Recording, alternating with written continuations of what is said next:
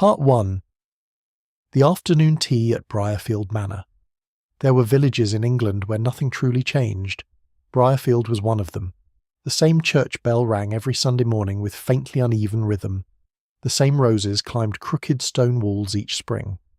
The same villagers exchanged polite smiles while quietly remembering one another's mistakes for decades. Miss Marple had always believed villages resembled carefully stitched embroidery. From a distance they appeared neat and charming, but closer inspection revealed knots, loose threads, and occasionally dark stains hidden beneath the pattern. Briarfield possessed many such stains, though at first glance no one would have imagined murder waiting quietly among the teacups and sponge cake. The village sat upon gentle countryside hills nearly 40 miles from London, unpeaceful enough to satisfy retired colonels and elderly widows seeking calm surroundings. Miss Marple herself had arrived only 3 days earlier, at the invitation of her old acquaintance Mrs. Edith Bantry, who had temporarily rented a cottage nearby while recovering from a troublesome chest cold. "It will do you good, Jane," Mrs. Bantry insisted repeatedly. "Fresh air, proper gardens, and fewer corpses than St. Mary Mead." That last statement, as events unfolded, proved rather unfortunate. The centre of Briarfield's social life revolved around Briarfield Manor, home of Mrs. Lavinia Harcourt, a wealthy widow admired for her charitable donations, intimidating social standards, and famous afternoon tea gatherings. Mrs. Harcourt belonged to the sort of women villagers respected carefully rather than affectionately. She had elegant silver hair, sharp grey eyes, and a habit of speaking kindly while making people feel deeply uncomfortable. Interesting indeed.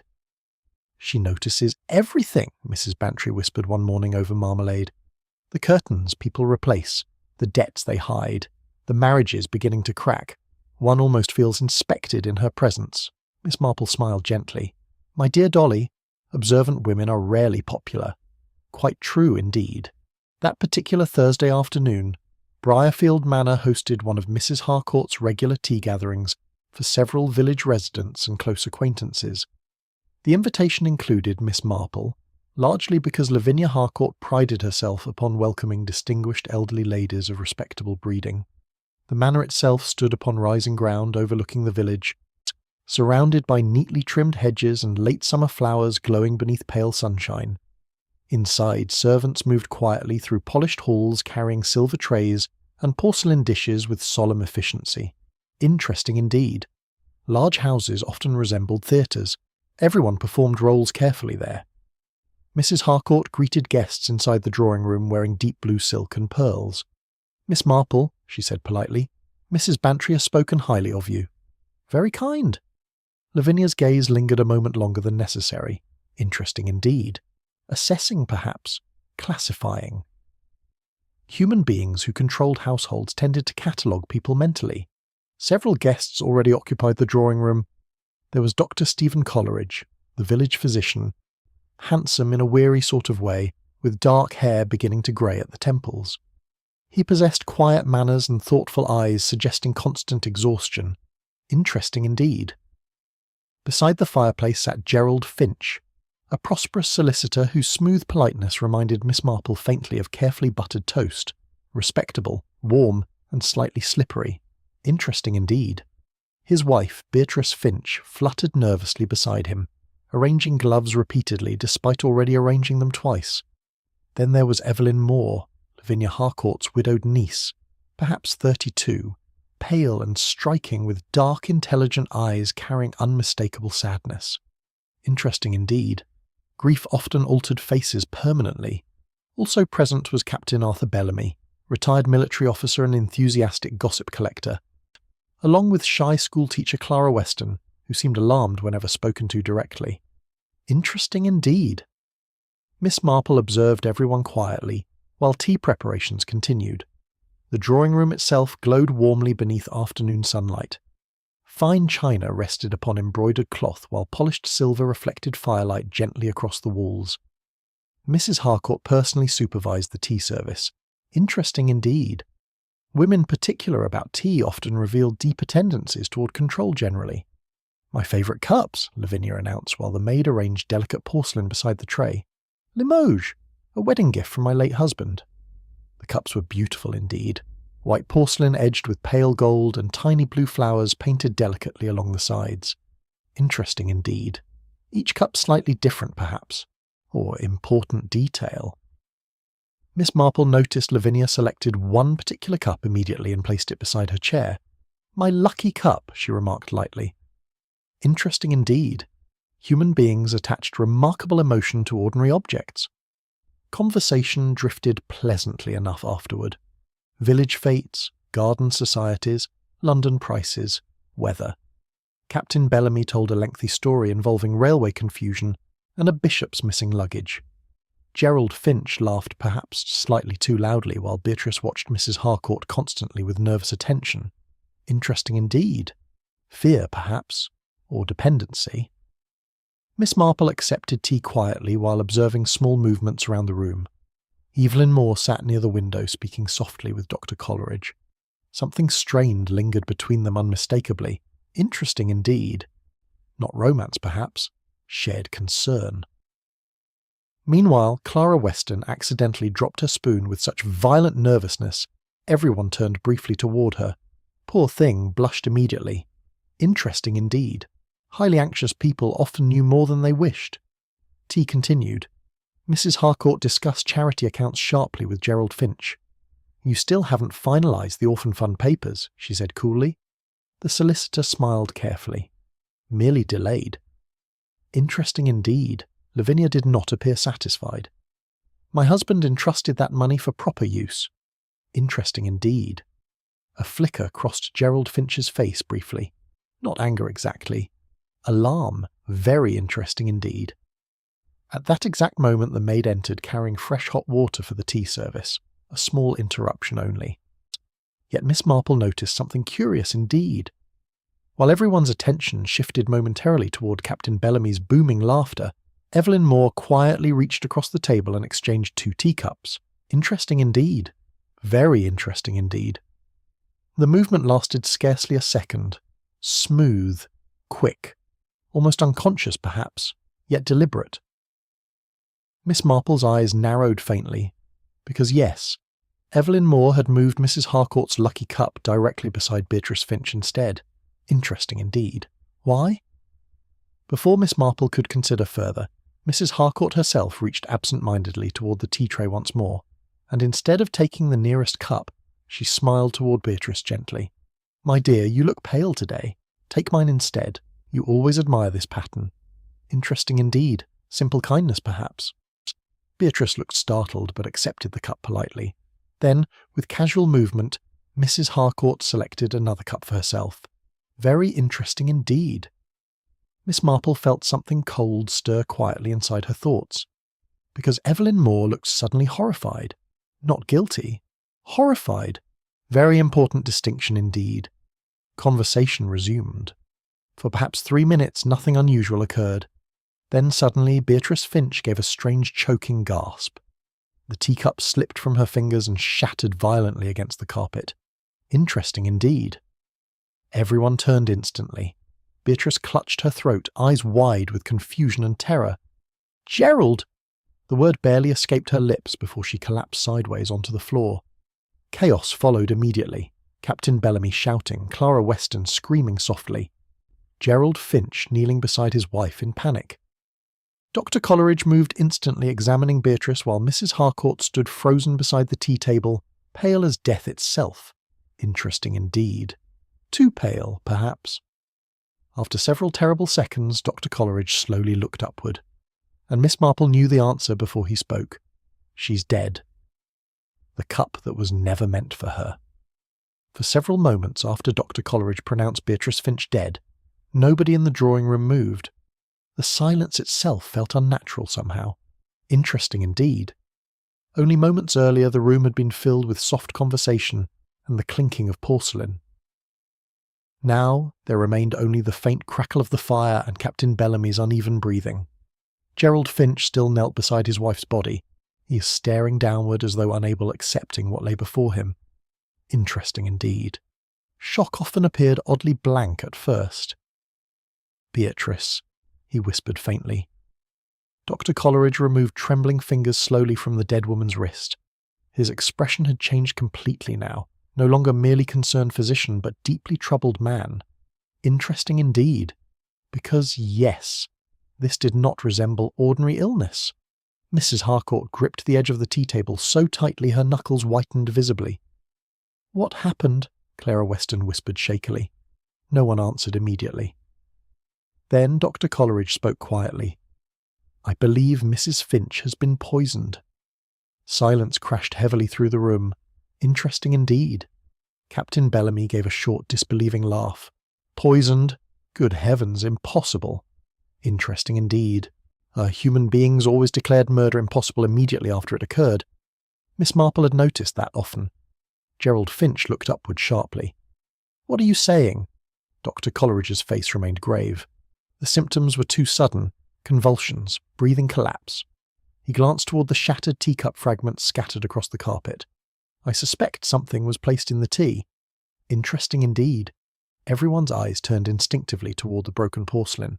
The cup. Ah, yes.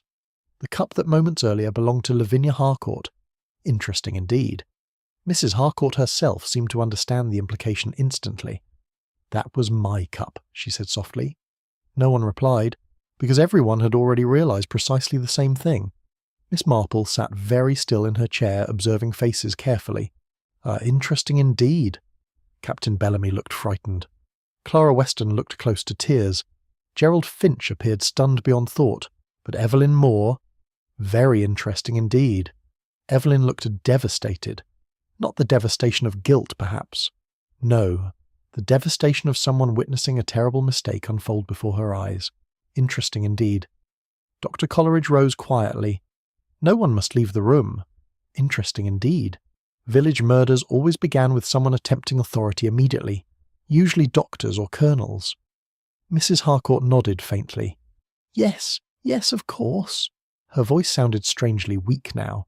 Quite understandable, perhaps. After all, if Beatrice Finch died from poisoned tea intended originally for Lavinia Harcourt, interesting indeed. Then someone inside Briarfield Manor attempted murder. The maid who served tea, young Alice Brewer, stood trembling near the doorway, looking moments from collapse herself. "I swear I did nothing, madam," she whispered desperately. Interesting indeed. Servants always feared suspicion first, perhaps because experience taught them society preferred blaming employees conveniently. Mrs. Harcourt gathered herself visibly. "No one is accusing you." Though Miss Marple noticed Lavinia did not sound entirely certain. Interesting indeed. Dr. Coleridge instructed Captain Bellamy to telephone the police immediately, while he himself examined the remaining tea service carefully. Interesting indeed. He handled the cups cautiously now, almost reverently. Miss Marple watched quietly from her chair, then gently, "Dr. Coleridge, which cup did Mrs. Finch drink from?" The doctor pointed towards shattered porcelain fragments near the carpet. "That one. Interesting indeed." Miss Marple's eyes drifted thoughtfully toward the remaining cups upon the tray, each delicate, each similar, yet not identical, and one space remained empty where Lavinia Harcourt's favourite lucky cup had originally rested. Interesting indeed. Evelyn Moore suddenly stood abruptly near the window. "I need air." Interesting indeed. Too quickly, perhaps. Mrs. Harcourt turned sharply toward her niece. "Evelyn, stay here." The younger woman froze immediately. Interesting indeed. There was tension between them unmistakably now. Old tension, perhaps. Miss Marple observed quietly while Dr. Coleridge bent near the broken cup, examining spilled tea stains across the carpet. Then he frowned slightly. Interesting indeed. "What is it?" asked Miss Marple gently. "The smell." Interesting indeed. Where he lifted one porcelain fragment carefully. Bitter almonds. Very interesting indeed. Even Captain Bellamy recognized the implication immediately. "Cyanide?" Dr. Coleridge nodded grimly. Interesting indeed. Fast. Violent. Difficult surviving. Poor Beatrice Finch never possessed a chance. Mrs. Harcourt sank slowly into her chair, looking suddenly far older than before. Someone tried poisoning me. Interesting indeed, and perhaps true. Yet Miss Marple's thoughts lingered firmly upon Evelyn Moore exchanging the teacups moments before death. Why switch them? And why look horrified afterward? Interesting indeed. Half an hour later, Inspector Daniel Graves arrived from County Police Headquarters, accompanied by a younger constable who looked both eager and terrified. Inspector Graves was tall, broad-shouldered, and possessed the patient expression of a man accustomed handling human foolishness professionally. Interesting indeed.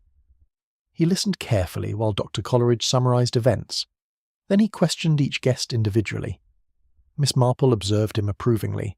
Interesting indeed. Good policemen resembled gardeners, perhaps. They understood appearances meant little, till Roots examined carefully. When her own turn came, Inspector Graves regarded her politely. Miss Marple, did you notice anything unusual before Mrs. Finch collapsed? Yes. Interesting indeed. The inspector leaned slightly forward. What exactly? Miss Marple folded her hands calmly. I observed Miss Evelyn Moore exchange 2 teacups shortly before tea was served. Silence followed immediately. Interesting indeed. Everyone in the drawing room turned sharply toward Evelyn. Poor girl went utterly pale. I only moved them absent-mindedly, she stammered. Interesting indeed. Not convincing, perhaps. Inspector Graves' expression sharpened instantly. Why? I don't know.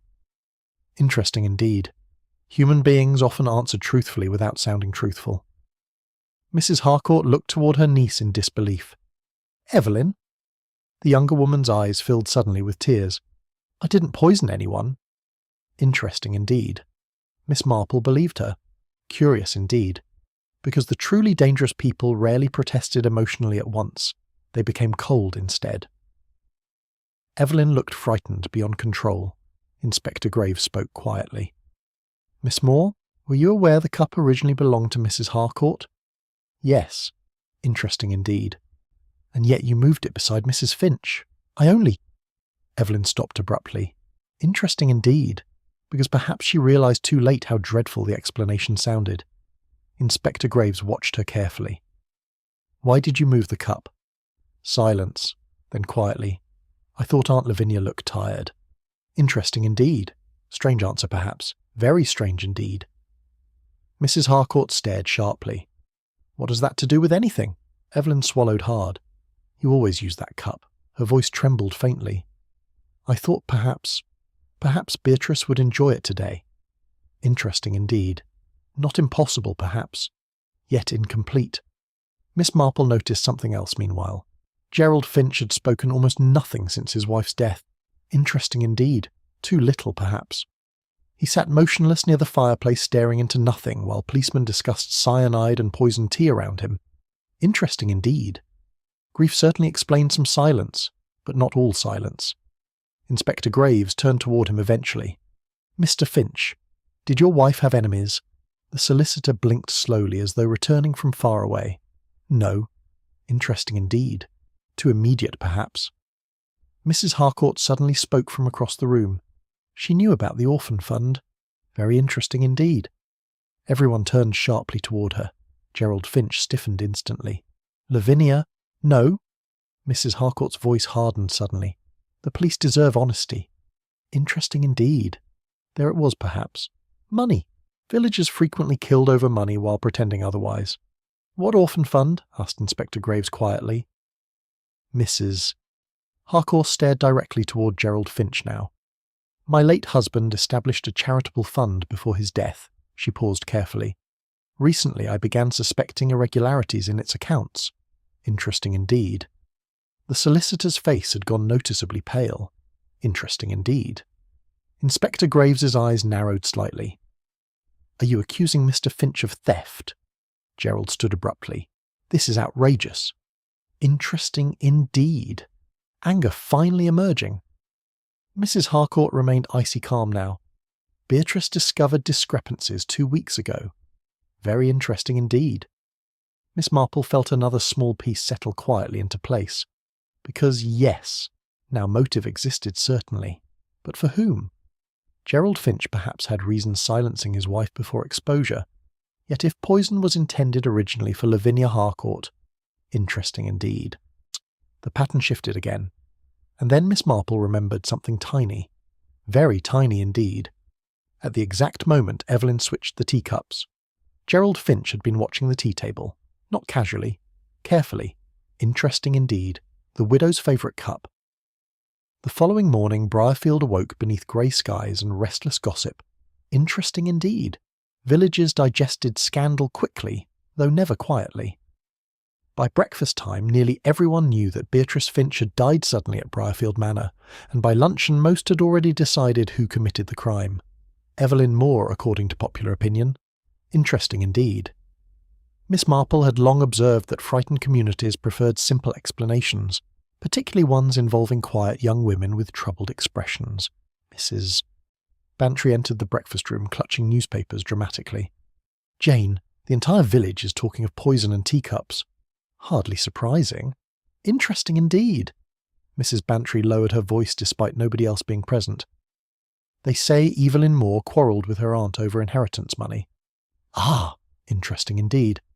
Village gossip always travelled faster than official investigations and with considerably less accuracy. Do they indeed? Yes, and Captain Bellamy apparently told 3 separate people that Evelyn looked guilty before the body even touched the carpet. Interesting indeed. Captain Bellamy belonged to the dangerous variety of men who confused observation with imagination. Miss Marple buttered toast thoughtfully. I do not believe Miss Moore poisoned Mrs. Finch. Mrs. Bantry blinked. But Jane, she switched the cups. Yes. Interesting indeed. And yet, Miss Marple paused gently. There is a difference between causing death and intending it. Very interesting indeed. Later that morning, Inspector Graves requested Miss Marple's assistance informally at Briarfield Manor.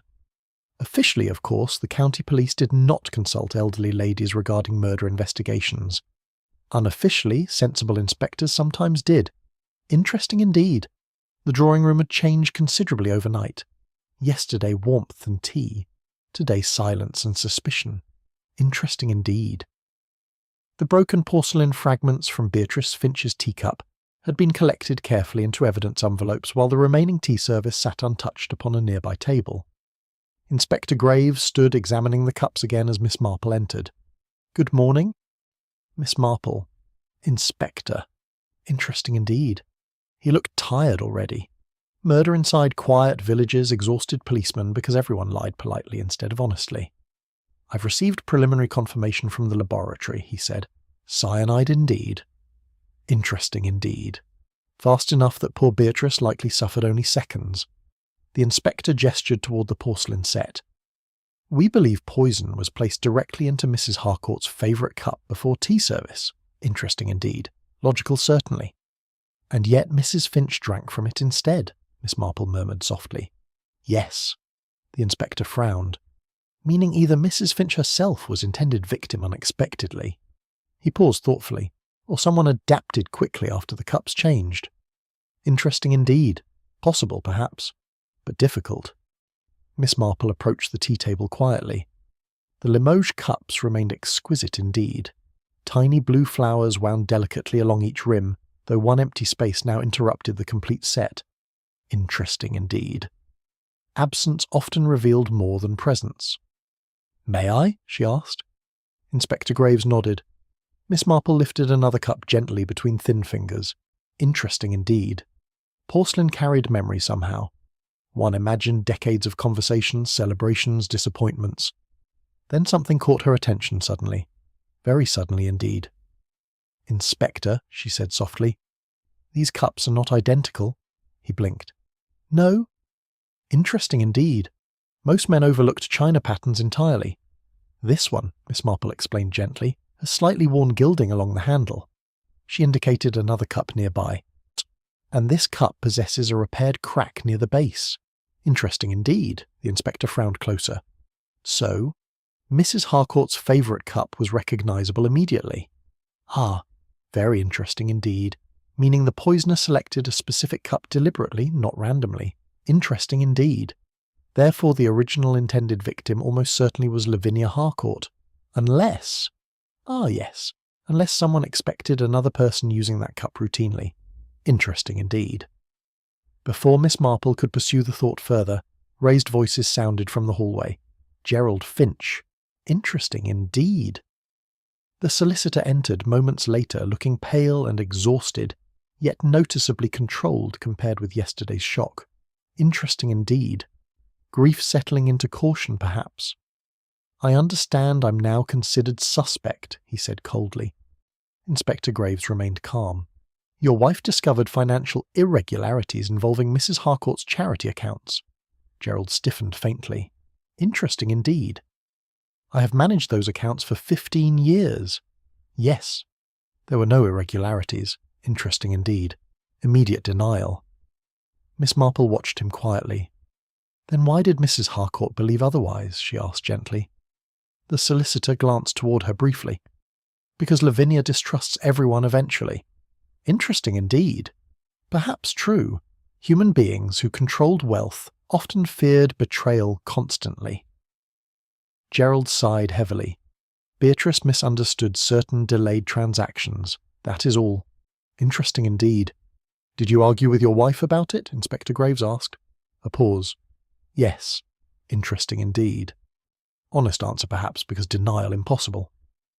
She threatened informing Mrs. Harcourt? Another pause. She was upset. Interesting indeed. Not quite answer enough. Gerald rubbed tiredly at his forehead. I loved my wife. Interesting indeed. Possibly true also. Love rarely prevented murder, unfortunately. Miss Marple noticed meanwhile that Gerald Finch avoided looking directly at the tea service. Interesting indeed. People unconsciously avoided objects associated with fear. Inspector Graves continued calmly. Did you know Mrs. Harcourt always used the same cup? Yes. Interesting indeed. Most regular guests likely knew that. And did Mrs. Finch usually sit beside her during tea? No. Interesting indeed. Now that mattered. Because if Beatrice Finch rarely used that seat or cup, well then poison targeting her specifically became unlikely indeed. Which returned matters firmly toward Lavinia Harcourt. Interesting indeed. After Gerald departed, Inspector Graves sighed heavily. He certainly had motive. Yes. Interesting indeed. But, Miss Marple smiled faintly. My dear Inspector, men who poison tea usually possess colder nerves. Interesting indeed. Gerald Finch appeared frightened now, not calculated. Before further discussion continued, the butler entered quietly announcing Mrs. Harcourt wished speaking privately with Miss Marple. Interesting indeed. Lavinia Harcourt waited upstairs inside a smaller morning room overlooking gardens washed silver beneath approaching rain. She looked considerably older today. Interesting indeed. Well, fear aged proud women rapidly perhaps because they spent lifetimes believing themselves untouchable. Miss Marple, she said quietly, I wish asking your opinion. Interesting indeed. Always promising when people ask questions instead of giving explanations. You may certainly ask, Lavinia hesitated. Do you believe someone truly intended murdering me? Very interesting indeed. Not who killed Beatrice, not who poisoned the tea, who intended murdering me. Miss Marple observed her carefully. Interesting indeed. There was genuine fear now beneath Lavinia's composure. Yes, Miss Marple answered gently. I believe so. The widow closed her eyes briefly. Then I know why. Very interesting indeed. Miss Marple remained silent. People revealed more when uninterrupted. Lavinia walked slowly toward the window. My husband was not the kind man people imagine. Her voice remained controlled, though faintly bitter. During the war, he profited considerably from government contracts. Interesting indeed. Money again, perhaps. There were rumours afterward, she continued quietly. Missing supplies, illegal arrangements. She paused. Certain families in Briarfield suffered because of those dealings. Interesting indeed. Did your husband commit crimes? Miss Marple asked softly. Lavinia's silence answered sufficiently. Ah, very interesting indeed. And someone recently discovered evidence? Yes. Interesting indeed. There were letters. Miss Marple looked up sharply. What sort of letters? My husband's wartime correspondence disappeared from my study last month. Interesting indeed. Very interesting indeed. Because suddenly the murder expanded beyond charity funds and poisoned teacups into older, darker territory. War always left hidden scars beneath villages. Who knew about these letters? Miss Marple asked gently. Lavinia hesitated visibly, then quietly, Evelyn? Ah, interesting indeed. My niece found them accidentally while organising papers. Lavinia lowered her voice further. She became terribly upset afterward. Interesting indeed. Why upset? Because the letters implicated the Harcourt family? Or someone else entirely? Before Miss Marple could ask further, another realization emerged quietly. Very quietly indeed. Evelyn Moore switched the teacups deliberately, then looked horrified when Lavinia offered her favourite cup to Beatrice Finch, meaning, "Ah, very interesting indeed." And Evelyn knew the cup was poisoned before Beatrice drank from it. The letters from the war rain arrived over Briarfield shortly after noon. Interesting indeed. The sort of quiet, steady rain that blurred windows and deepened village silence. People moved more cautiously beneath umbrellas, pausing in shop doorways to exchange whispers about poison and murder, while pretending not to gossip at all. Miss Marple had always believed rainy days encouraged honesty eventually. There was nowhere else for secrets to go. She returned from Briarfield Manor thoughtful and unsettled. Mrs. Harcourt's revelation regarding missing wartime letters had altered the entire shape of the case. Interesting indeed. Because yes, murder motivated by money felt familiar, predictable perhaps, but wartime guilt? That sort of thing lingered inside people for decades. Mrs. Bantry sat knitting near the fire when Miss Marple entered Rosebank Cottage. "Well?" she asked eagerly. Miss Marple removed damp gloves carefully. "My dear Dolly, I believe several people inside Briarfield Manor know considerably more than they admit." Interesting indeed. Mrs. Bantry snorted softly. "That applies to nearly every village in England." "Quite true indeed." Miss Marple accepted tea thoughtfully before speaking again. "Did you know Lavinia Harcourt's husband profited from illegal wartime dealings?" Mrs. Bantry blinked in surprise. "No?" "Interesting indeed. Apparently certain supply contracts vanished during the war. Food, medicine, ration goods." Miss Marple stirred tea gently. "Some families suffered because of it." "Interesting indeed." Mrs. Bantry lowered her knitting slowly. "You think yesterday's murder connects to something that happened 30 years ago?" "Yes." "Interesting indeed. Because people rarely poison tea over recent annoyances alone. Not with cyanide, not carefully planned." Mrs. Bantry frowned. "But why would Evelyn Moore switch the cups if she knew one contained poison?" "Ah, very interesting indeed." "Yes," Miss Marple murmured softly. "That is the important question." Because Evelyn's horror yesterday had seemed unmistakably genuine, not triumph, not satisfaction, fear. Interesting indeed. Late that afternoon, Inspector Graves arrived unexpectedly at Rosebank Cottage carrying damp overcoat and increasingly exhausted expression. "Miss Marple," he said, accepting tea gratefully, "I've discovered something rather peculiar." Interesting indeed. The best investigations always began that way. "The poison was not mixed into the teapot," he continued. "Only Mrs. Harcourt's cup contained cyanide." Interesting indeed. Specific target confirmed then. "And there's more?" He removed folded papers carefully from his coat pocket. "Searches of Briarfield Manor uncovered missing correspondence hidden inside Evelyn Moore's bedroom." "Ah, very interesting indeed." Mrs. Bantry gasped softly. "What sort of correspondence?"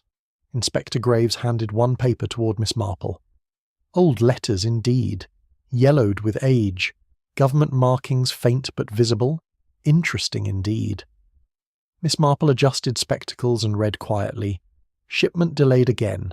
Harcourt insists military records altered before inspection arrives." "Ah, interesting indeed." Another letter followed. "Families at Ravensby Camp report medicine shortages. The Harcourt refuses responsibility." Interesting indeed. Profiting during wartime shortages indeed. Ugly business. Inspector Graves spoke grimly.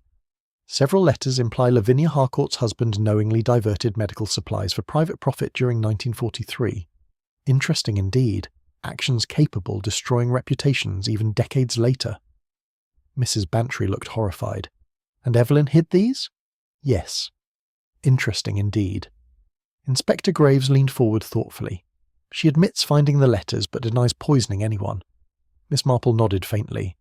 "Did she explain switching the cups?" "Yes." Interesting indeed. "And?" The inspector sighed. "She claims she saw Gerald Finch standing near the tea tray earlier and became suddenly afraid." He paused. "According to Miss Moore, she believed someone might attempt harming Lavinia Harcourt." "Ah, very interesting indeed." Mrs. Bantry stared. "Then why not warn her aunt directly?" Because, Miss Marple said softly, Miss Moore feared sounding foolish, perhaps.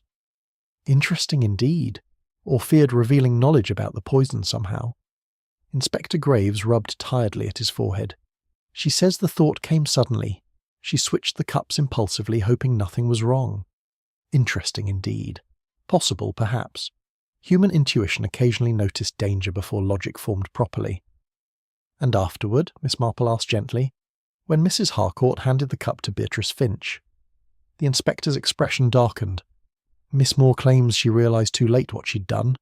Silence followed briefly. Interesting indeed. The explanation felt emotionally truthful somehow, yet still incomplete. Inspector Graves continued. There's another complication. He hesitated. Gerald Finch admits serious financial difficulties. Ah, interesting indeed. Debts? Substantial ones. Interesting indeed. Money again moving quietly beneath everything. The Orphan Fund apparently covered several private investments temporarily, Graves said grimly. If Lavinia Harcourt discovered the truth, Finch would likely lose both reputation and livelihood. Interesting indeed. Strong motive, certainly. Yet Miss Marple still remembered Gerald Finch's face during tea. Not the face of a man watching murder succeed. No, the face of a man suddenly realizing catastrophe unfolding unexpectedly. Interesting indeed. Did Gerald Finch know about the wartime letters? Miss Marple asked softly. Inspector Graves blinked slightly. We don't know. Interesting indeed. Because perhaps the poisoning connected not merely to stolen charity money, but older secrets hidden inside those documents. At that exact moment, hurried knocking sounded at the cottage door. Interesting indeed. A young maid entered breathlessly from Briarfield Manor. Miss Marple, Mrs. Harcourt requests you immediately. Very interesting indeed. Something new then. The rain continued steadily as Miss Marple and Inspector Graves returned together toward Briarfield Manor beneath darkening skies. Inside, tension hung heavily through the house now. Servants whispered nervously. Doors closed softly. Fear spreading. Interesting indeed. Lavinia Harcourt waited inside her study, visibly shaken. There's been another incident, she said quietly. Interesting indeed. Upon the desk lay a torn envelope. Empty. Inspector Graves frowned sharply. What was inside? One of the letters. Interesting indeed. Which letter? The worst one. Very interesting indeed. Lavinia lowered herself slowly into a chair. It named the people responsible directly. Interesting indeed. Who removed it? I don't know. Miss Marple observed the room quietly.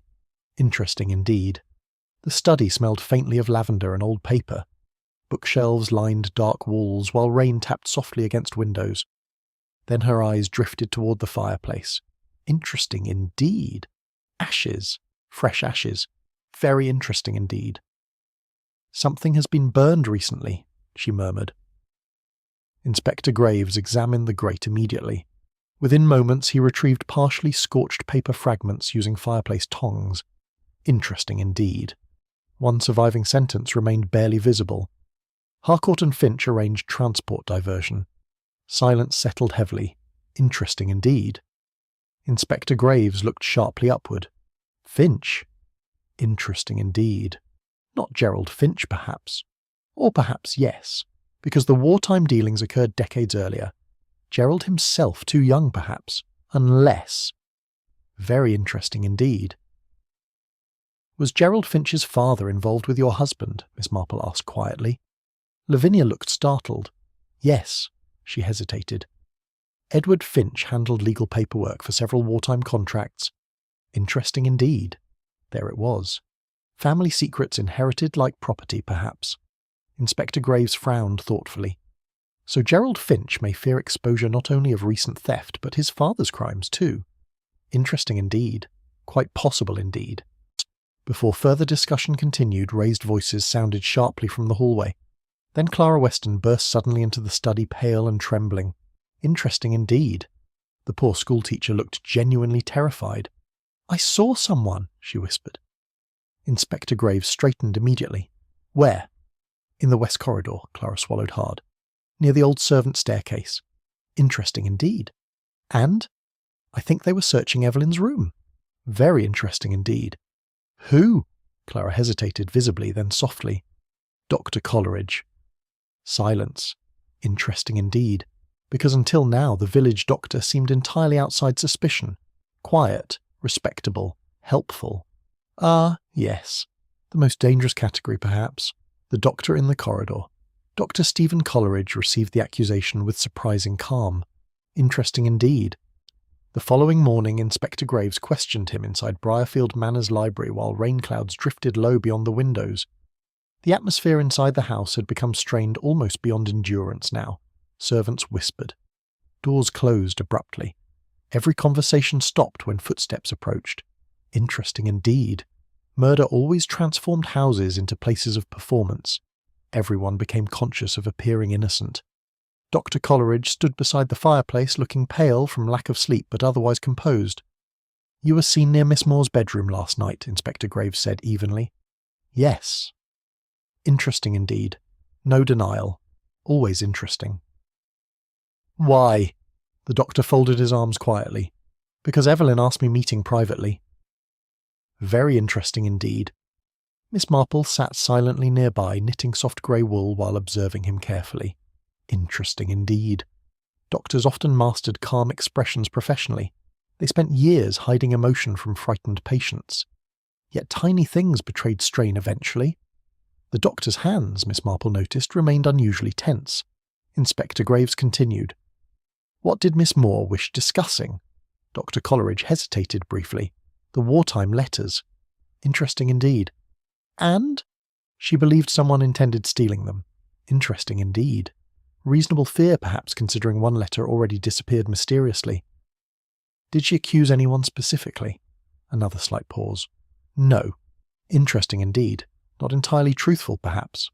Inspector Graves studied him closely. Miss Weston claims you were searching Evelyn's room. Doctor.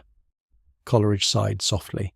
I was looking for the missing correspondence. Interesting indeed. Without informing police? Yes. Interesting indeed. The inspector's patience visibly thinned. Doctor, you continue placing yourself dangerously close to suspicious circumstances. Dr. Coleridge's face hardened faintly.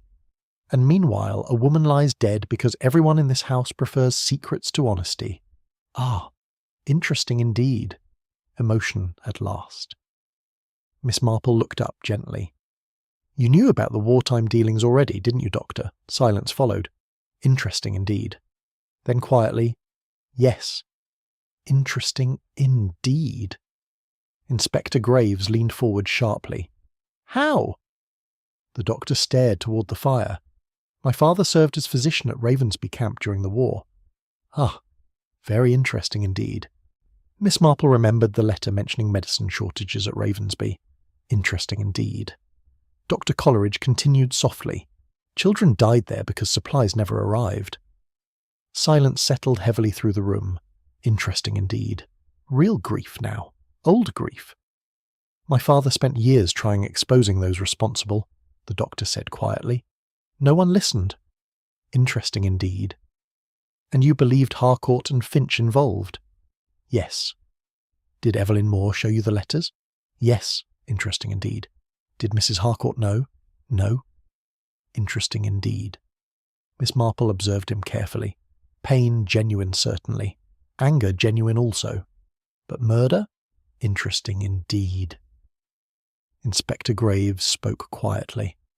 You had medical knowledge, access to poison, and reason hating the Harcourt family. Dr. Coleridge met his gaze directly. I did not poison the tea. Interesting indeed. Again, perhaps true. Miss Marple believed increasingly that the doctor's anger belonged to the past rather than present violence. Yet someone clearly wished the wartime letters disappearing permanently, and someone else perhaps feared exposure over the orphan fund theft. Interesting indeed. Too many motives gathering beneath one roof. After questioning ended, Miss Marple wandered quietly into Briarfield Manor's gardens while Inspector Graves continued interviewing servants. Interesting indeed. Gardens often helped thoughts arrange themselves properly. Late roses bent beneath lingering rain, while wet gravel paths glimmered pale beneath overcast sky. Beyond clipped hedges stretched open countryside disappearing softly into grey mist. Beautiful, perhaps, and deceptive. Interesting indeed. Miss Marple soon discovered Evelyn Moore seated alone beneath the covered veranda overlooking the lawn. The younger woman looked exhausted now, dark shadows beneath her eyes. Interesting indeed. Fear and sleeplessness altered people rapidly. "You think I killed Beatrice," Evelyn said quietly as Miss Marple approached. "No? Interesting indeed." Evelyn looked genuinely startled. "Why not?" Miss Marple settled carefully beside her. "Because your reaction afterward was wrong." "Interesting indeed." "Wrong?" "Yes," Miss Marple smiled gently. "Guilty people usually watch themselves first after murder. You watched Mrs. Finch." "Very interesting indeed." Tears filled Evelyn's eyes suddenly. "I never meant anyone getting hurt." "Interesting indeed." A revealing phrase, perhaps. Not, "I didn't poison the tea," not, "I'm innocent." Never meant anyone getting hurt. Miss Marple remained silent. People explained themselves eventually if given kindness. Finally Evelyn whispered, "I thought Aunt Lavinia was in danger." "Interesting indeed." "Why?" "Because of the letters." "Ah, very interesting indeed." Evelyn clasped trembling hands tightly together. "After I found them, strange things began happening." She lowered her voice. "Drawers searched. Papers moved." She paused. "Then last week someone entered my room." "Interesting indeed." "And you suspected Gerald Finch?" "Yes." "Interesting indeed." "Why him particularly?" Evelyn hesitated visibly, then softly. "Because Beatrice told me Gerald was terrified." "Ah, very interesting indeed." Miss Marple looked toward her carefully. "Terrified of what?" "The letters naming his father." "Interesting indeed." Evelyn swallowed hard. "Beatrice discovered Gerald had secretly taken money from the orphan fund trying to cover old debts." She paused. "She said if Aunt Lavinia connected that scandal with Edward Finch's wartime crimes, Gerald would be ruined completely." "Interesting indeed. Quite possible indeed." "But why not warn your aunt openly?" Miss Marple asked gently. Evelyn looked away toward rain-soaked gardens. "Because Aunt Lavinia loved Gerald almost like a son." Her voice weakened faintly. "And because I wasn't entirely certain." Interesting indeed. Human uncertainty often caused terrible hesitation. "So instead you switched the cups?" "Yes." "Why?" Evelyn closed her eyes briefly. "I noticed Gerald watching the tea tray strangely." She shivered slightly. "Then when Alice brought fresh hot water, I suddenly remembered Aunt Lavinia always choosing the same cup." "Interesting indeed." "And you feared poison already placed inside it?" "Yes." "Interesting indeed. A desperate instinctive act, perhaps. One tragic mistake." Miss Marple studied her quietly, then softly. "You care deeply for your aunt?" "Yes." "Interesting indeed. Immediate answer. Entirely genuine. Not inheritance then, perhaps. Something else." Before Miss Marple could continue, footsteps approached rapidly across wet gravel. Clara Weston. Interesting indeed. The poor schoolteacher looked breathless and frightened once again. "Miss Marple," she whispered urgently, "Inspector Graves is looking for you." "Very interesting indeed." Inside the manor library, the inspector appeared grim indeed. "We found traces of cyanide in the conservatory cabinet." "Interesting indeed." "Who uses the conservatory?" Miss Marple asked. "Mostly Mrs. Harcourt." He paused carefully. "And Dr. Coleridge." "Ah, very interesting indeed." The inspector crossed his arms. "There's more. One of the servants recalled seeing Beatrice Finch alone in the drawing room shortly before tea yesterday." "Interesting indeed. Alone with the tea service, perhaps." "Did she touch the cups?" Miss Marple asked softly. "We don't know." "Interesting indeed." Another possibility emerging then. What if Beatrice herself discovered the poison? Or, very interesting indeed, what if the poison was never placed in the cup before tea service at all? Miss Marple's thoughts moved suddenly backward through yesterday's sequence. The tray, the hot water, the cup switch, Beatrice's collapse. And then another detail returned sharply, very sharply indeed. Mrs. Harcourt handed her favourite cup directly to Beatrice Finch. But before drinking from it, Beatrice added sugar. Interesting indeed. Only Beatrice added sugar. Sugar in the tea. The realization troubled Miss Marple deeply. Interesting indeed. That evening she sat quietly beside Rosebank Cottage's small fire, while rain drifted softly against the windows and Mrs. Bantry attempted unsuccessfully to read a detective novel without asking questions every 5 minutes. "You've gone terribly silent, Jane," Mrs. Bantry finally declared. "Interesting indeed." "Yes." "Well?" Miss Marple laid aside her knitting thoughtfully. "My dear Dolly, everyone keeps focusing upon the cup. Because the poison was in the cup, was it? Ah, very interesting indeed." Mrs. Bantry blinked. "But Inspector Graves confirmed cyanide." "Yes," Miss Marple smiled faintly. "But confirmation of poison is not confirmation of timing. Interesting indeed." Mrs. Bantry stared blankly. Miss Marple continued gently. "Beatrice Finch was the only person at the table who added sugar after receiving tea. Interesting indeed. And cyanide dissolves extremely quickly. Very interesting indeed." Mrs. Bantry lowered her novel slowly. "You think the poison was placed in the sugar instead?" "Possibly. Interesting indeed. Because if poison had already been inside the cup before tea poured, well then." Mrs. Harcourt herself should have noticed bitterness almost immediately, perhaps. Yet Beatrice alone collapsed after stirring sugar carefully into her tea. Interesting indeed. The more Miss Marple considered it, the more the sequence altered subtly. Not a poisoned cup, perhaps. A poisoned addition. And only one person had sweetened tea at all.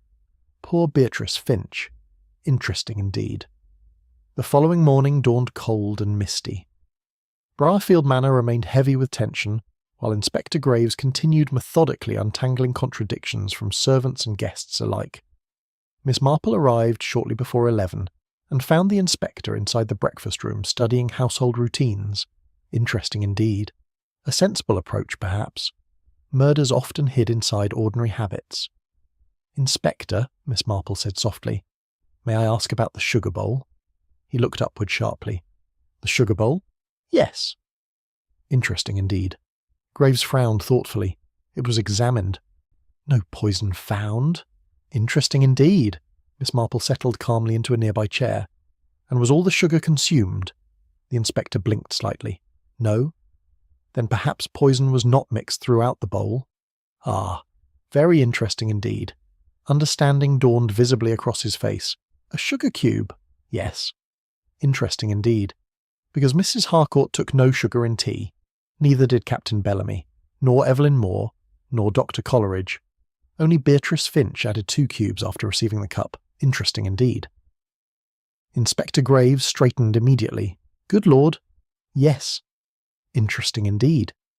If poison rested inside a prepared sugar cube rather than the teacup itself, then the intended victim changed entirely. Not Lavinia Harcourt. Beatrice Finch. Ah, very interesting indeed. The inspector paced slowly. "But everyone believed the cup meant for Lavinia." "Yes. Interesting indeed. Even the killer, perhaps," Miss Marple added quietly. Inspector Graves stopped abruptly. "What do you mean?" Miss Marple folded her hands gently.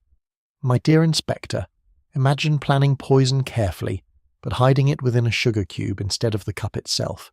She paused. "You would not particularly care which porcelain cup carried the tea." Interesting indeed. The cup switch suddenly became irrelevant, and Evelyn Moore's horror afterward. Ah, very interesting indeed. Perhaps Evelyn wrongly assumed the cup itself poisoned, not realizing Beatrice remained intended victim regardless. Inspector Graves rubbed tiredly at his forehead. "So the entire investigation may have begun from a false assumption." "Yes." Interesting indeed. And false assumptions frequently protected murderers beautifully. "Then Gerald Finch returns directly into suspicion," the inspector muttered grimly. "Perhaps." Yet Miss Marple still felt uncertain, because another detail continued troubling her quietly. Beatrice Finch herself seemed anxious before tea began, watching Gerald repeatedly, nervous, interesting indeed, fear perhaps, or guilt. Inspector Graves summoned servants immediately regarding tea preparations. Within an hour another interesting detail emerged. Very interesting indeed. Alice Brewer, the maid who served tea, confirmed the sugar cubes had been arranged earlier that afternoon by Beatrice Finch herself. Interesting indeed.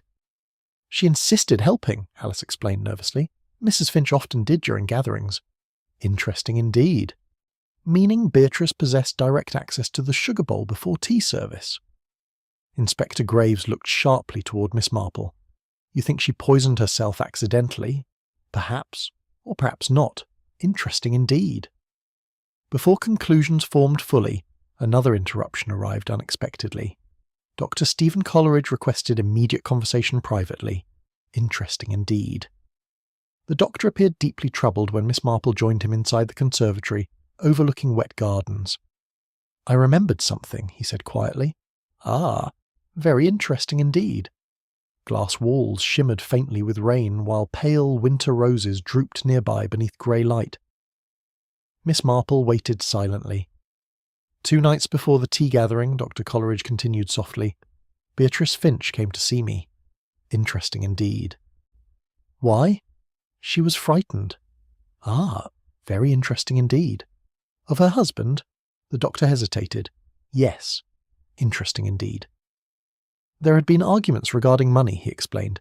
Beatrice believed Gerald concealed debts far larger than anyone realised. Interesting indeed. And the wartime letters? She discovered them accidentally while visiting Mrs. Harcourt's study. Interesting indeed. Did she threaten exposing Gerald? No. The doctor looked troubled now. Quite the opposite. Very interesting indeed. Miss Marple remained silent. She wanted helping him, Dr. Coleridge whispered. She loved him very deeply. Interesting indeed. Human love often created dreadful foolishness. What exactly frightened her? Miss Marple asked softly. The doctor stared toward rain sliding down glass. Beatrice believed Gerald might kill himself if publicly ruined. Silence settled heavily. Interesting indeed. Miss Marple felt sudden sadness then. Poor Beatrice. Not merely nervous wife, perhaps. Desperate wife. What did she intend doing? Miss Marple asked gently. Dr. Coleridge swallowed faintly. She mentioned destroying certain papers before Mrs. Harcourt discovered them fully. Very interesting indeed. Destroying evidence. Protecting Gerald. Interesting indeed. And afterward? I advised her against anything foolish. Interesting indeed. But you think she ignored you? Yes. Miss Marple's thoughts shifted rapidly now. Suppose Beatrice intended protecting her husband by destroying the letters. Suppose someone else discovered her doing so. Interesting indeed. Or perhaps... very interesting indeed. What if Beatrice prepared the poisoned sugar herself? Miss Marple murmured suddenly. Dr. Coleridge stared. What? She may have intended suicide. Interesting indeed. Because yes, a frightened woman protecting her husband from scandal perhaps. Overwhelmed. Desperate. But immediately another thought contradicted it. No. Beatrice's reaction at the table had not resembled resignation or expectation.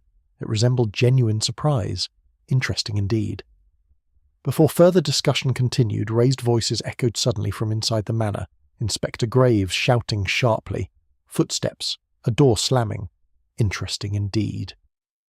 Miss Marple and Dr. Coleridge hurried immediately toward the library where they discovered Gerald Finch standing beside the desk, pale with fury, while 2 constables blocked the doorway. Interesting indeed. On the desk lay another envelope, freshly opened. Inspector Graves looked grim. We found this hidden inside Mr. Finch's coat pocket. Ah, very interesting indeed. Miss Marple stepped closer quietly. Inside the envelope rested one final wartime letter. Unlike previous correspondence, this one bore a different signature entirely. Edward Finch. Interesting indeed. Gerald's father. Miss Marple read silently. Harcourt insists no records remain connecting us to Ravensby shortages. The woman from Briarfield Hospital suspects too much already. If Beatrice learns the truth about her mother, matters may become disastrous. Silence crashed heavily across the room. Interesting indeed. Gerald Finch looked utterly shattered. My God, he whispered faintly. Inspector Graves frowned sharply. You never saw this before? No. Interesting indeed. Not feigned, perhaps. Miss Marple reread the line carefully. If Beatrice learns the truth about her mother, very interesting indeed. Because suddenly the murder no longer concerned only money. It concerned Beatrice Finch herself. The secret about Beatrice. The letter changed everything. Interesting indeed. For several moments after Inspector Graves read aloud the final wartime correspondence, nobody inside Briarfield Manor's library spoke at all. Rain tapped softly against the windows while Gerald Finch stared downward at the paper in his trembling hands. If Beatrice learns the truth about her mother... Ah, yes, very interesting indeed. Miss Marple watched him carefully. Shock genuine, certainly. Not merely convenient surprise. Interesting indeed. Inspector Graves broke the silence first. What did your father mean? Gerald swallowed hard. I don't know. Interesting indeed. Perhaps true. The inspector's expression remained sceptical. Your father handled illegal wartime contracts with Harcourt. Yes. And apparently concealed something concerning your wife's family. Gerald looked utterly exhausted now. My wife rarely spoke about her mother. Interesting indeed. Why? She died during the war. Ah, interesting indeed. Miss Marple folded her hands gently. How? Gerald hesitated visibly. Officially? Illness. Interesting indeed. Officially. A very dangerous word indeed. The inspector stepped closer. And unofficially?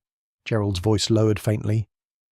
I once overheard my father arguing with Mrs. Harcourt's husband years ago. He paused carefully. Something about a nurse at Briarfield Hospital threatening exposure. Interesting indeed. Miss Marple's eyes sharpened slightly.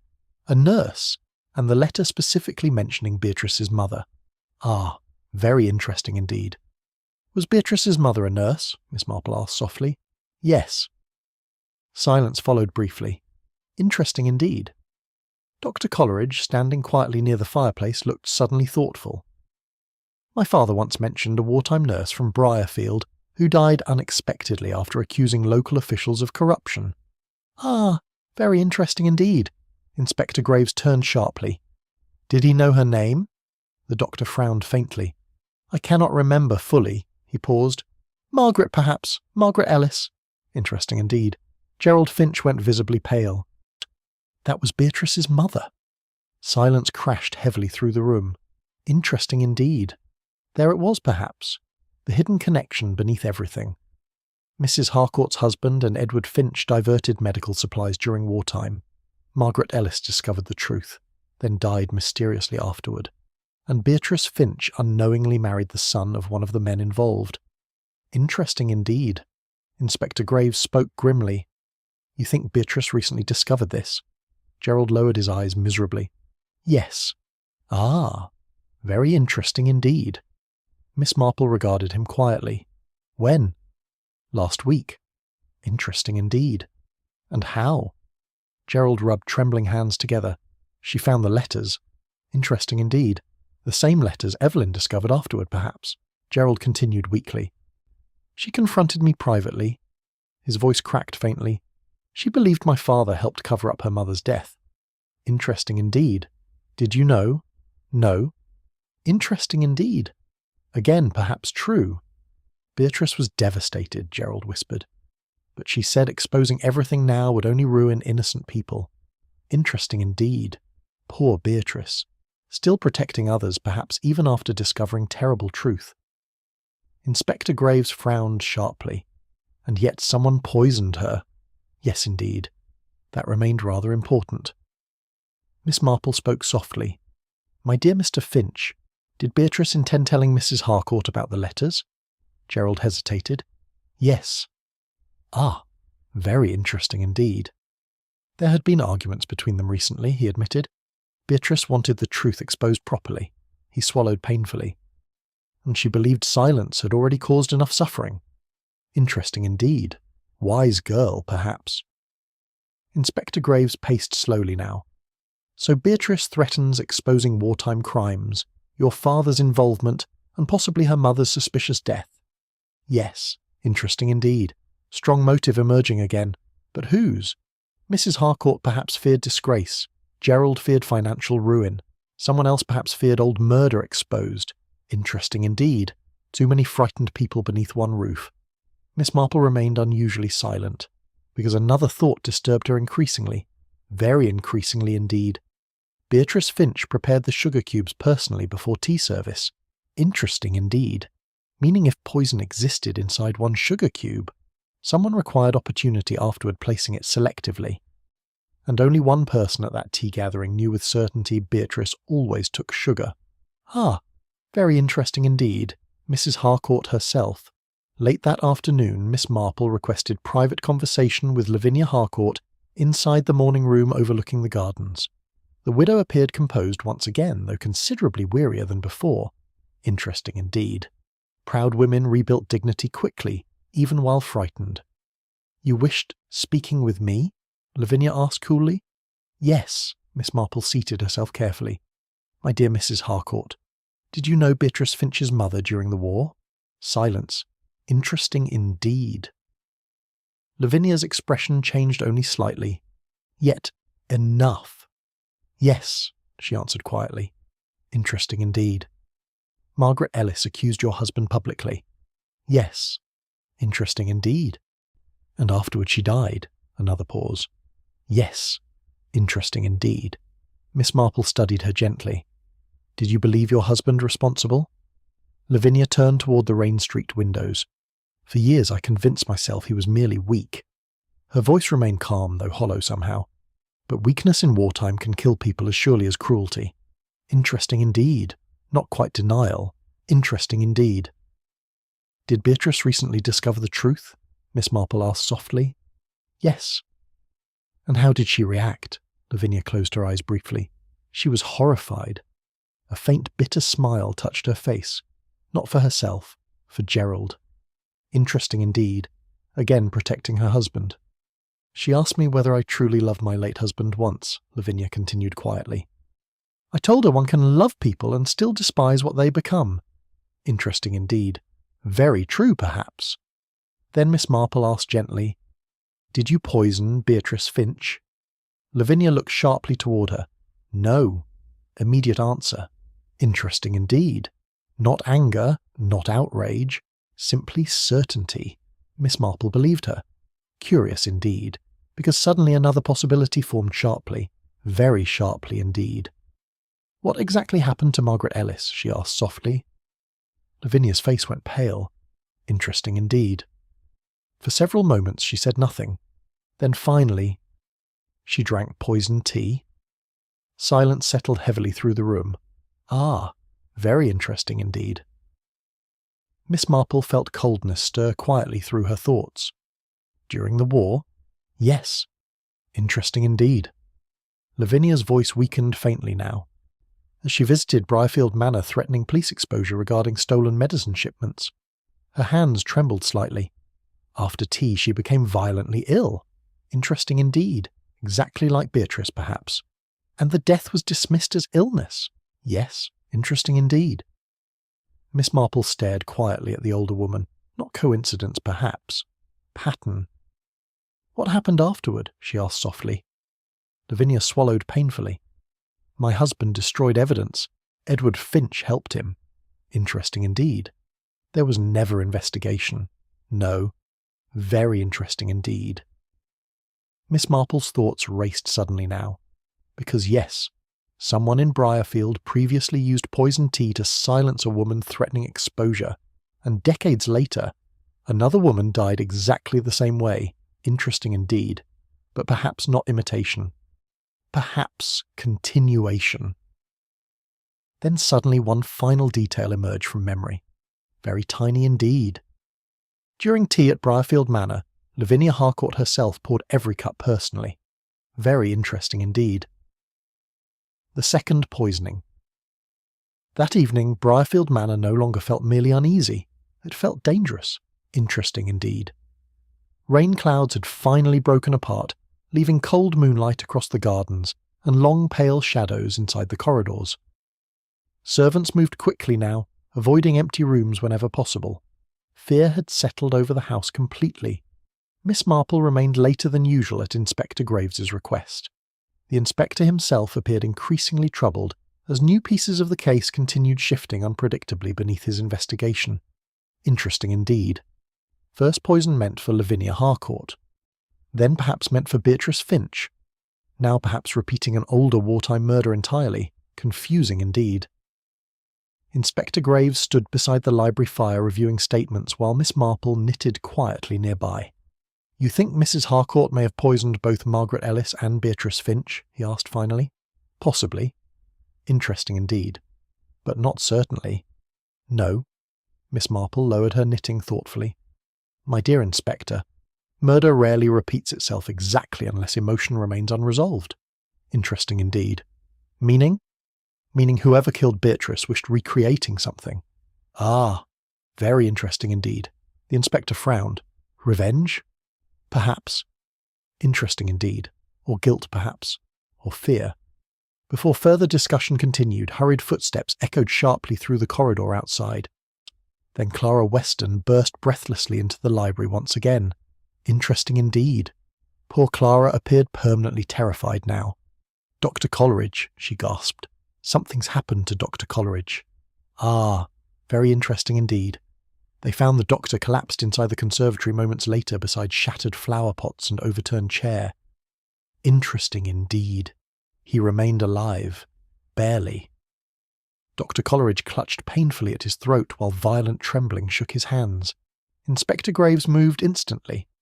"Doctor!" Miss Marple noticed immediately the half-empty teacup beside him. "Ah, very interesting indeed. Not coincidence, then." Dr. Coleridge whispered hoarsely, "Tea? Interesting indeed. Poison again, perhaps." A servant ran immediately for medical assistance from the neighbouring village, while Inspector Graves carefully examined the cup. The bitter almond smell lingered unmistakably now. Interesting indeed. Cyanide again. But weaker dose, perhaps. Or interrupted somehow. Miss Marple looked quietly around the conservatory. Moonlight silvered damp glass walls while exotic plants cast strange shadows across the tiled floor. Interesting indeed. Then her eyes settled upon the tea tray.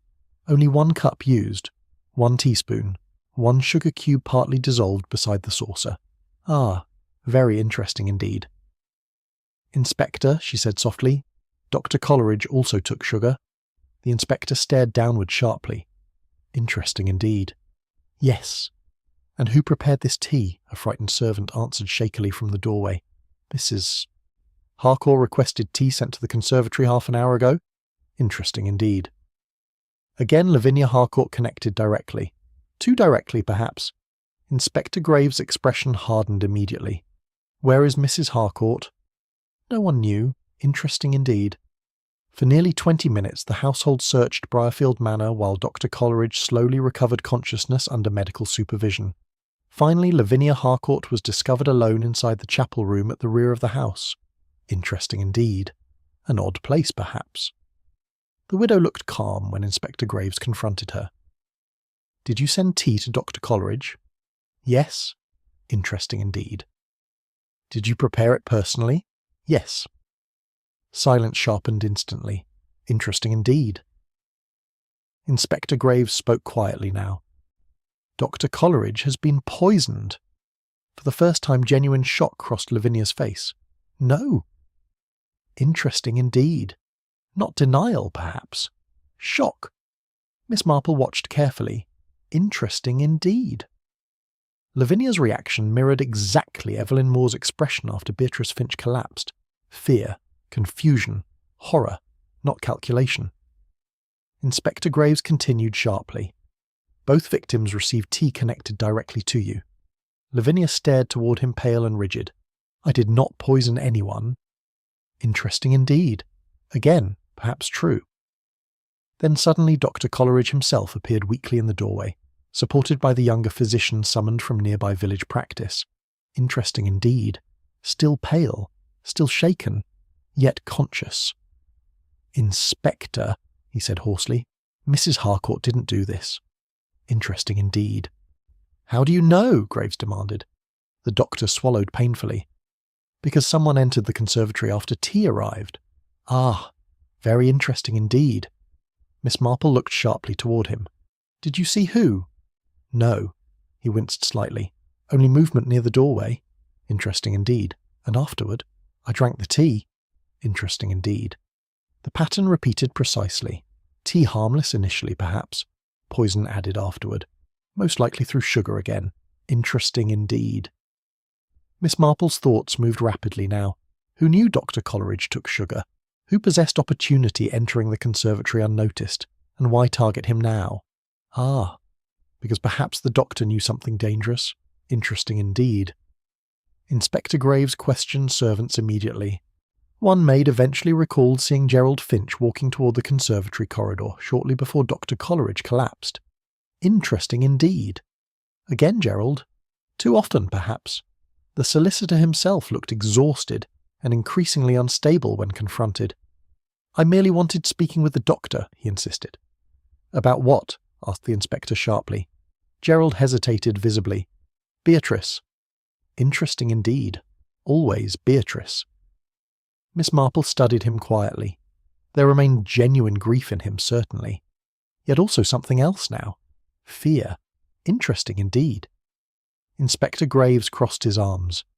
You had opportunity both during your wife's death and tonight's poisoning attempt. Gerald looked suddenly desperate. I didn't poison anyone. Interesting indeed. And yet both victims threatened exposing secrets connected to your father. Silence. Interesting indeed.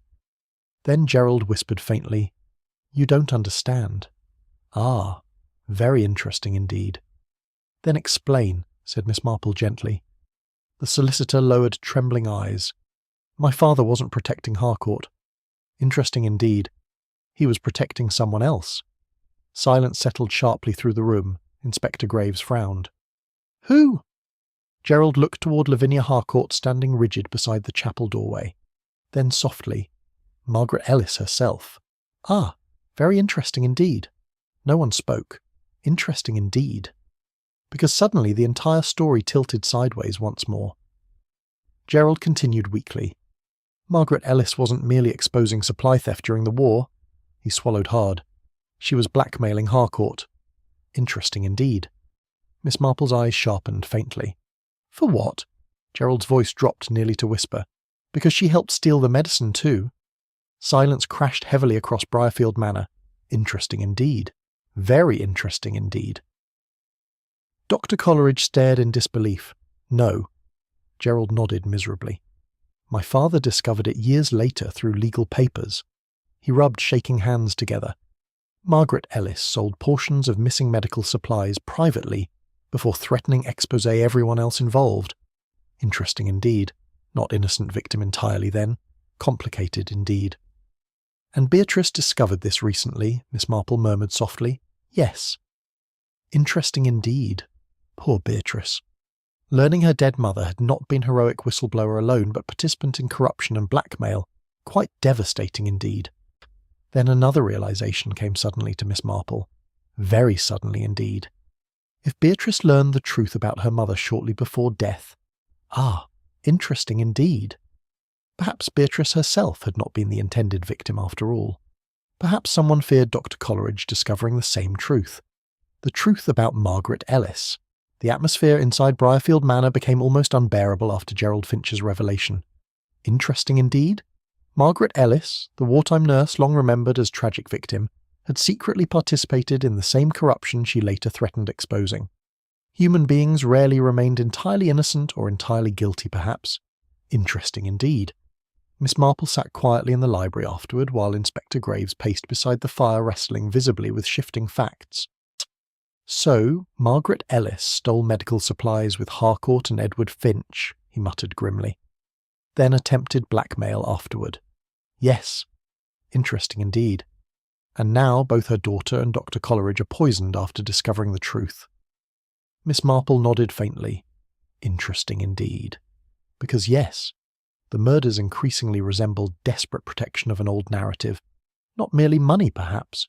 Memory. Outside, Briarfield slept uneasily beneath cold moonlight, while inside the manor every corridor seemed heavy with suspicion. Inspector Graves stopped pacing abruptly. One thing still troubles me, he said sharply. Interesting indeed. Only one? The inspector almost smiled despite himself. Mrs. Harcourt pours the tea both times, yet poison appears afterward through sugar cubes. He frowned thoughtfully. That requires someone approaching the victims after service. Yes. Interesting indeed. And both Beatrice Finch and Dr. Coleridge were distracted shortly before drinking. Ah. Very interesting indeed. Miss Marple remembered clearly now. Captain Bellamy's loud story during tea, Clara Weston dropping her spoon, servants entering repeatedly, distractions everywhere. Interesting indeed. Perhaps deliberate distractions. Then another memory surfaced quietly. Very quietly indeed.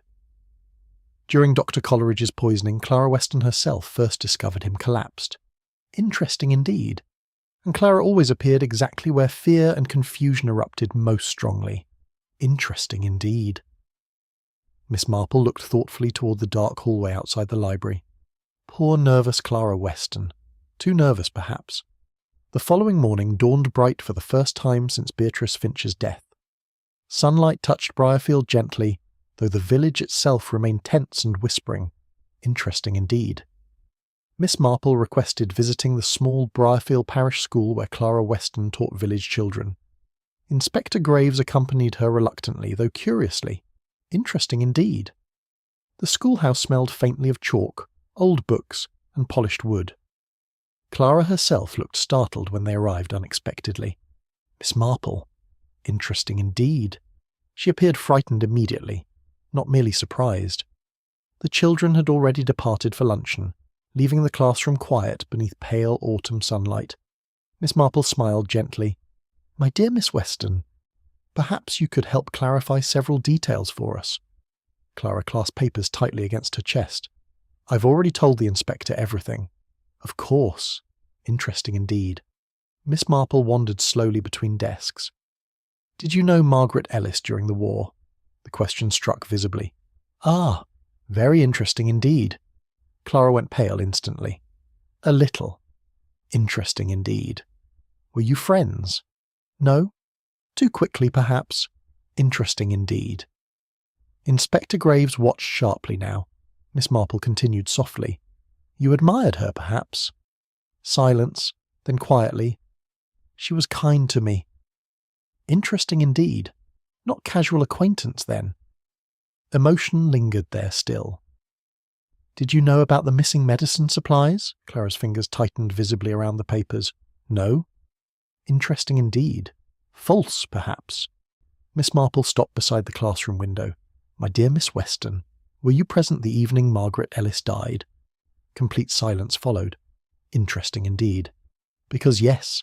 Now they approached truth, perhaps. Finally Clara whispered, "Yes." "Ah, very interesting indeed." Inspector Graves stepped forward immediately. "You never mentioned this before. I was frightened." "Interesting indeed. Always frightened." Miss Marple regarded her gently. "What happened that evening?" Clara lowered herself shakily into a chair. Margaret came to Briarfield Manor demanding money from Mr. Harcourt. Her voice trembled faintly.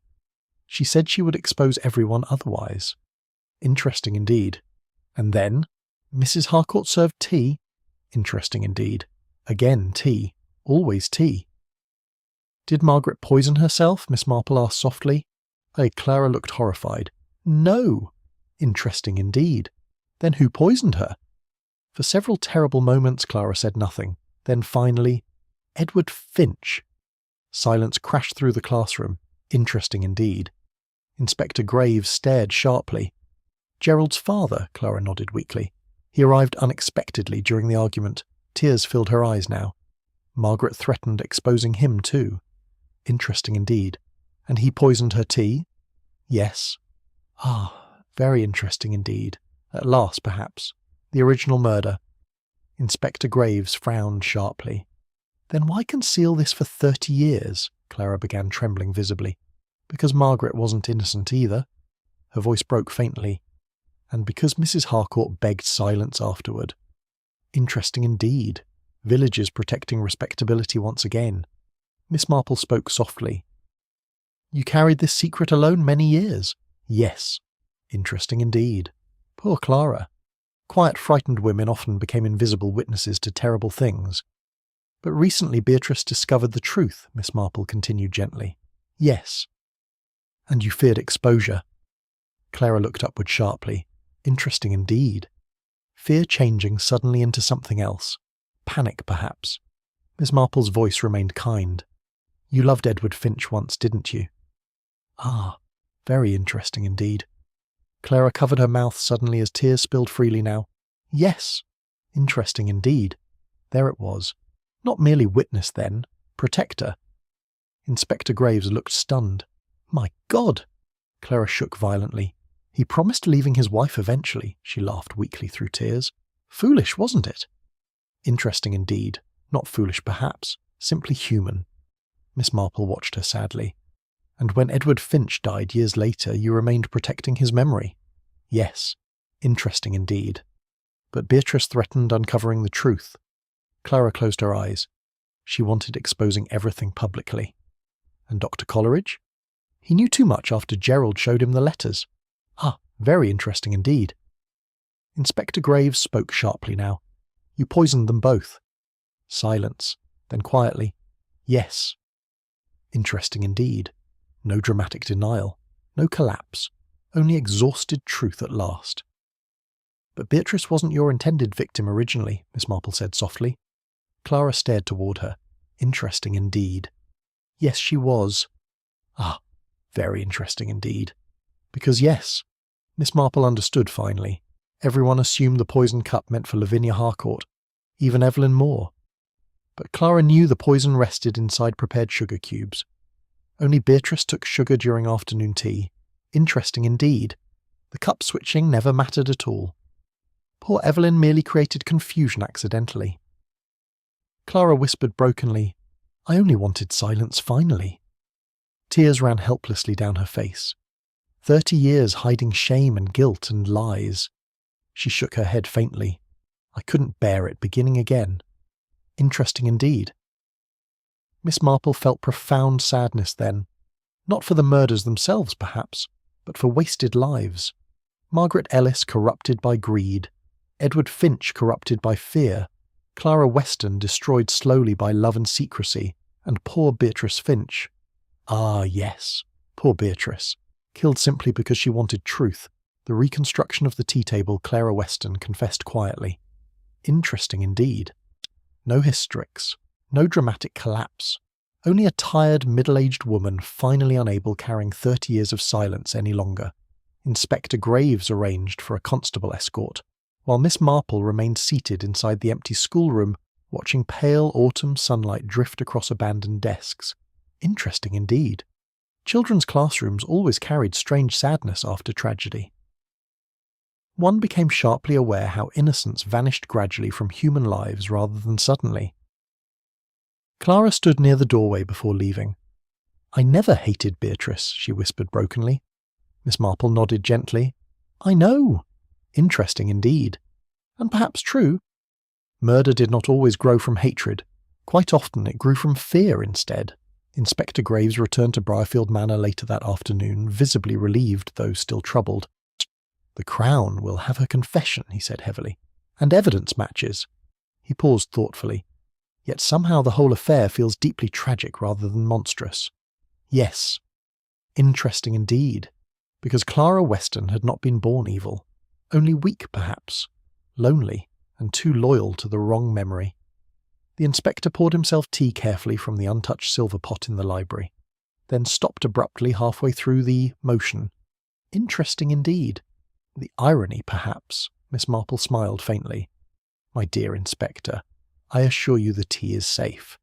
He gave a tired laugh before sitting opposite her beside the fire. One thing still puzzles me, he admitted. Interesting indeed. Only one? Inspector Graves almost smiled again. The mechanics of it all? He frowned thoughtfully. How exactly did Clara poison Beatrice without anyone noticing? Very interesting indeed. Miss Marple folded her knitting quietly. It was really very simple. Interesting indeed. Simple crimes often appeared most confusing because people insisted imagining complexity. The poison was hidden inside 2 prepared sugar cubes, she explained gently. Clara carried them inside her handbag. Interesting indeed. The inspector nodded slowly, and during tea, everyone became distracted repeatedly. Miss Marple smiled faintly. Captain Bellamy's stories proved surprisingly useful. Interesting indeed. Clara dropped her spoon deliberately, perhaps, Graves asked thoughtfully. Yes. Interesting indeed. At the moment everyone looked toward her, she replaced 2 ordinary sugar cubes beside Beatrice's plate. Ah, Very interesting indeed. The inspector stared toward the empty tea tray thoughtfully now. And Evelyn Moore switching the cups changed nothing. Precisely. Interesting indeed. Poor Evelyn spent days believing her impulsive action caused Beatrice's death.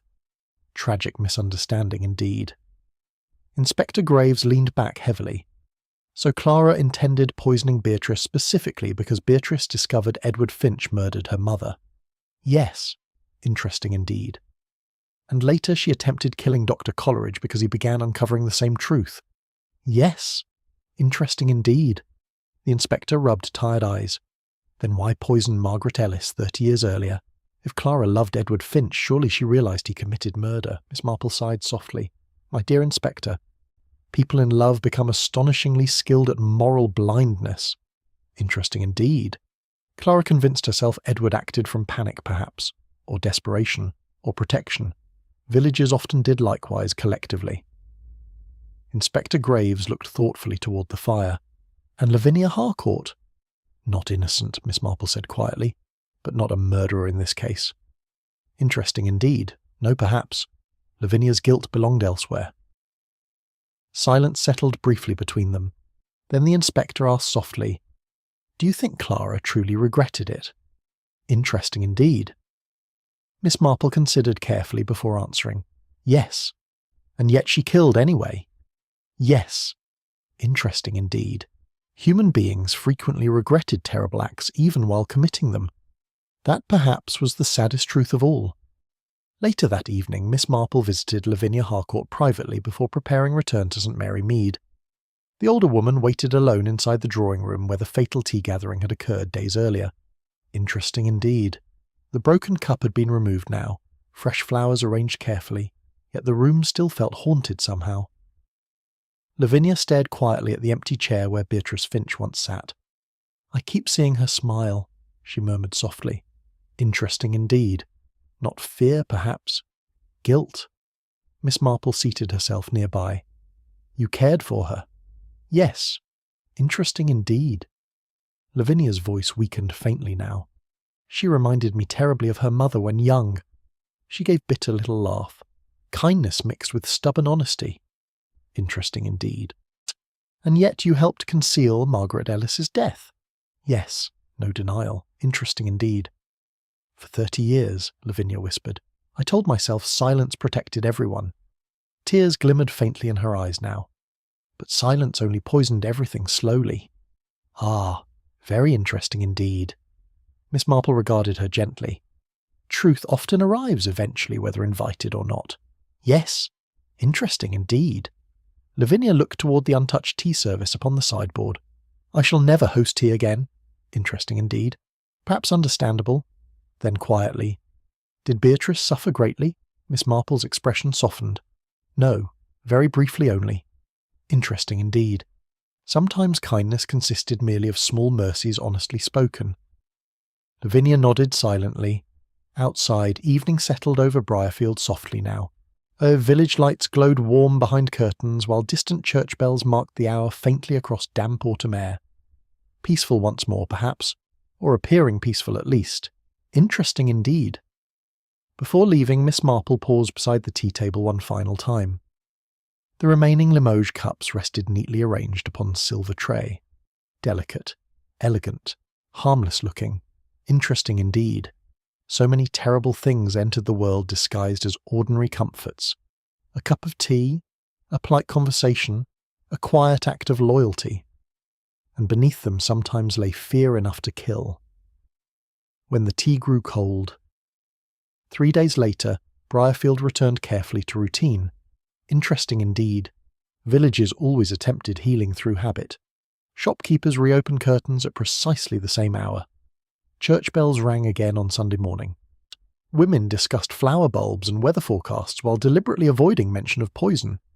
Yet silence itself often revealed more than conversation. Interesting indeed. Miss Marple prepared leaving Rosebank Cottage on a pale autumn afternoon while Mrs. Bantry supervised packing with unnecessary seriousness. You always depart immediately after murder, Mrs. Bantry complained. It's most inconsiderate. Interesting indeed. My dear Dolly, one cannot linger forever among policemen and grieving solicitors. Mrs. Bantry sniffed. Well, Briarfield shall feel terribly dull after cyanide and wartime blackmail. Quite true indeed. Outside, fallen leaves drifted softly along village lanes washed golden beneath weak sunlight. Briarfield looked peaceful once more, but Miss Marple knew appearances rarely deserved trust. Interesting indeed. Before departing for the railway station, she paid one final visit to Briarfield Manor. The great house seemed quieter now, older somehow. Interesting indeed. Tragedy-aged houses much like people. Lavinia Harcourt received her inside the morning room overlooking gardens already fading toward winter. The proud widow appeared diminished since Clara Weston's confession.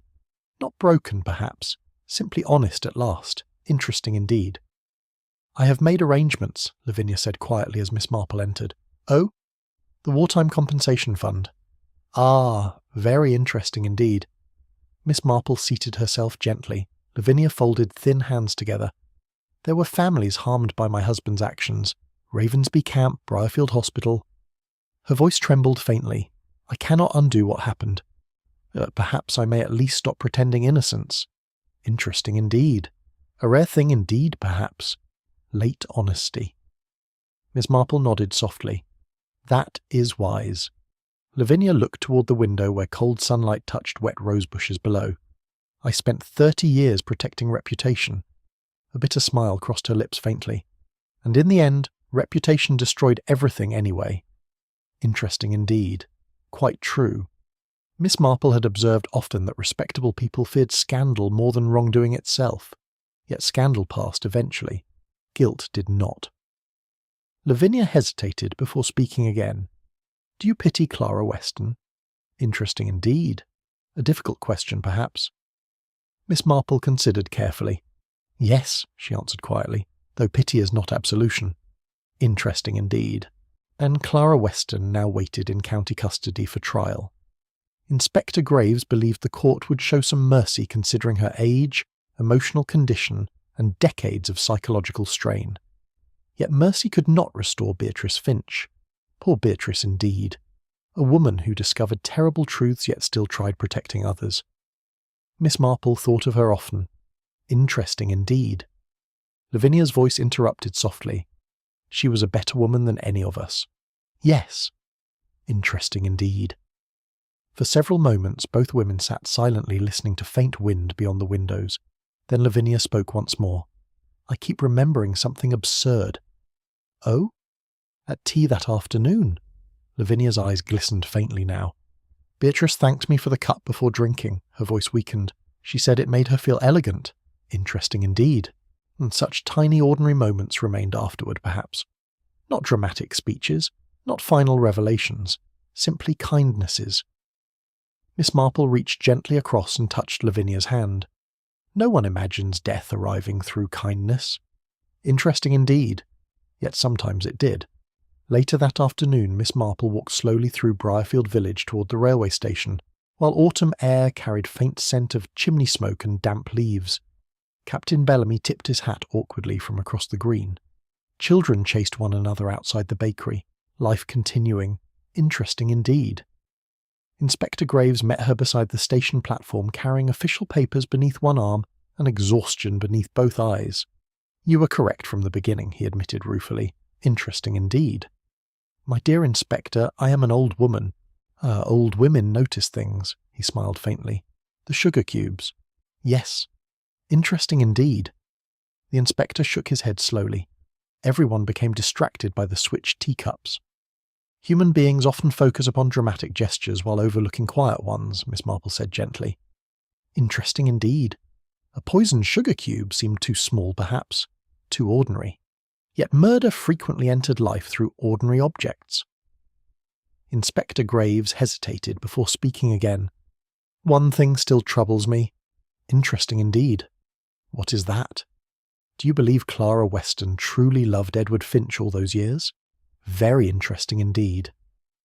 Miss Marple looked thoughtfully toward distant fields beyond the tracks. "Yes," she said softly, "though not Edward Finch himself, perhaps." The inspector frowned slightly. "I don't understand." "She loved the version of him she created in her own mind." Miss Marple smiled sadly. "People often do. Interesting indeed. The train whistle sounded faintly in the distance. Inspector Graves glanced toward the approaching smoke. I suppose that's what this whole case was truly about. Oh?